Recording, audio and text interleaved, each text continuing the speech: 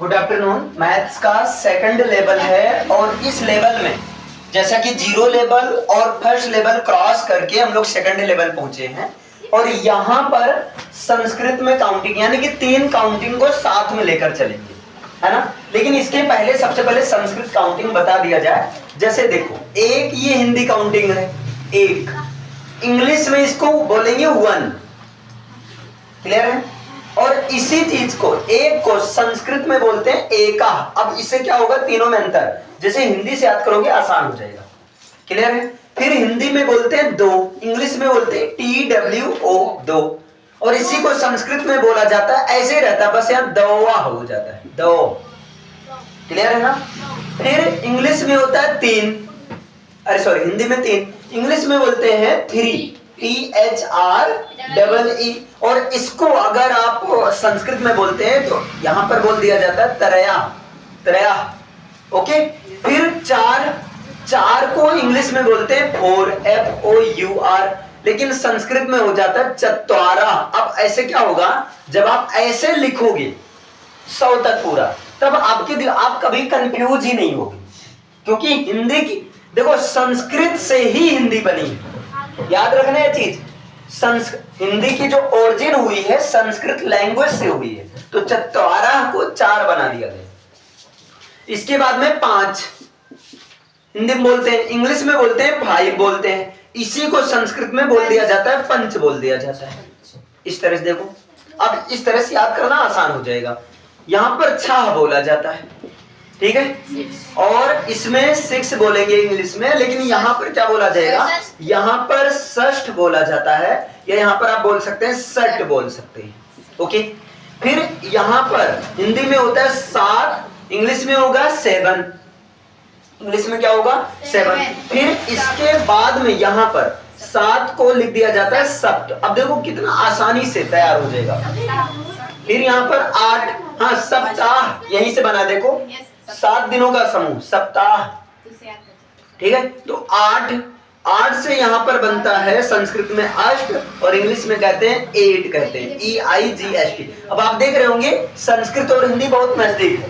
संस्कृत आपको नहीं सीखना है, लेकिन कम से कम एक नॉर्मली सीखो, क्योंकि अनिवार्य संस्कृत है और आप अनिवार्य संस्कृत से बच नहीं सकते हो। हिंदी में सेकंड पोर्शन रहता है, पूरा 12th तक अनिवार्य संस्कृत आपको पढ़ना है, क्लियर है। आगे यहाँ पर अब 9 को यहाँ सिंपल सा, ना पर औ की मात्रा, और यहाँ पर क्या होगा 9 होगा, लेकिन यहाँ पर क्या होगा 9, या नवम इसको बोल सकते हैं 9, देखो है ना, या नवा आप बोल सकते हैं, हलंत लगता है संस्कृत में ये।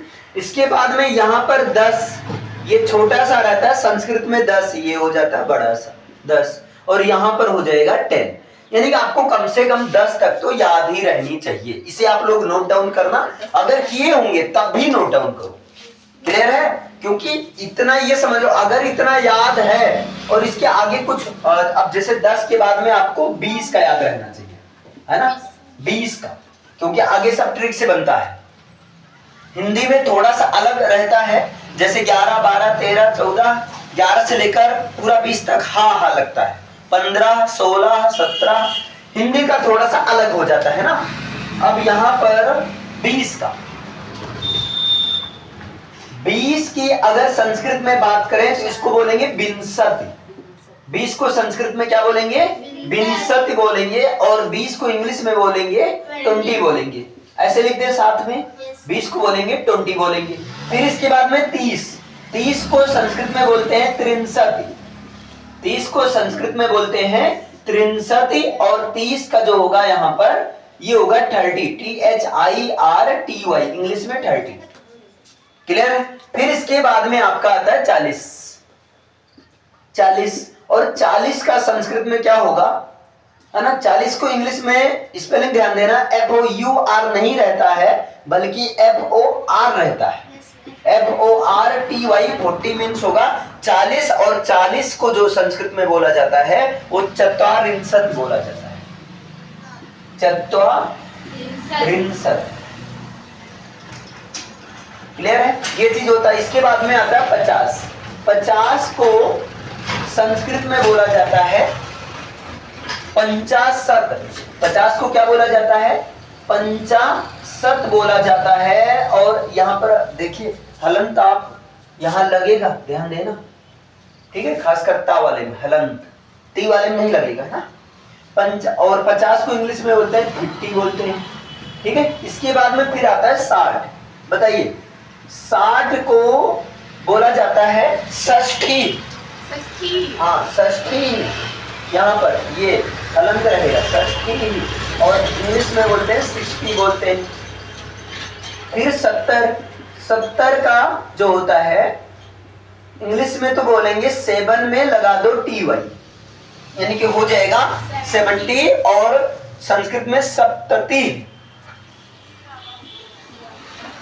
सप्तति है ना, सप्तति। इसके बाद में 80 को बोलेंगे अष्ठी, है ना। 80 को क्या बोलेंगे, अशीति, सॉरी 80 को बोलेंगे अशीति, अशीति। और 80 का होगा 80, EIGHTY, 80। फिर इसके बाद में आता है 90। अब बताइए 90 को इंग्लिश में बोलते हैं 90 बोलते हैं। 90 को क्या बोलते हैं, 90। और 90 में N के बाद E रहेगा, ये आपको ध्यान रखना होगा। और 90 का होता है 90 या 90, है ना। फिर इसके बाद में 100, और 100 का होता है सत, है ना। हाँ सत या सतम कर दो, सतम यहीं से बना शतक, संस्कृत से ही शतक बना। शतक का मतलब सेंचुरी, 100। ओके, ये चीज आपका हो गया, इतना याद रहना चाहिए। अब जैसे मान लो आपको संस्कृत में काउंटिंग देखना है, तो आपको कुछ करना नहीं, यहीं से बन जाएगा। जैसे मान लो आपको 20 से बनाना है, तो 11 का बनाना है, तो 11 का एकादश, द्वादश, त्रयोदश या त्रयोदश, हलंत हटेगा तो यहाँ पर होगा त्रयोदश, इधर है ना चतुर्दश, बस यही आपको ध्यान देना, चतुर्दश। फिर यहाँ पर पंचदश, फिर षट, षोडशा, है ना, षोडशा। और इसके बाद में 17 का क्या हो जाएगा, सप्तदश, 18 का अष्टादश, 19 का नवदश, और 20 का विंशति। फिर एकाविंशति, द्वाविंशति, त्रयोविंशति, चतुर्विंशति, पंचविंशति। एक मिनट, हाँ सही है, सही है, क्लियर है, हाँ सही, चतुर, ठीक है, सही है, सही है। पंचविंशति, फिर इसका होगा षड्विंशति, षड्विंशति, सप्तविंशति, अष्टाविंशति, नवविंशति और त्रिंशत् या त्रिंशति, है ना। यहाँ पर आप सीधा ये भी लिख सकते हो त्रिंशत्, इसमें बहुत कंफ्यूजन नहीं।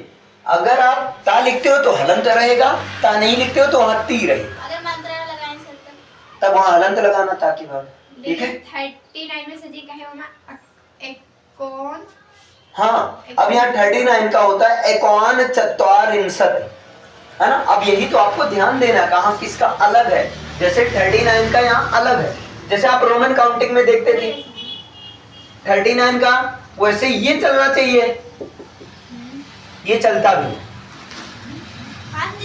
ये चलता भी है, क्लियर है ना। लेकिन 49 का नहीं चलता है, क्योंकि 40 का फिर तुरंत हो जाता है। आप 40 का इस हिसाब से तो बनना चाहिए 4 टाइम एक्स, तो ऐसे यहाँ अपवाद है, लेकिन ये ना बनकर यहाँ बनता है XL। तो कुछ चीज, यही चीज तो आपको देखना है, इसीलिए तो भाई प्रैक्टिस एक बार करना है ना।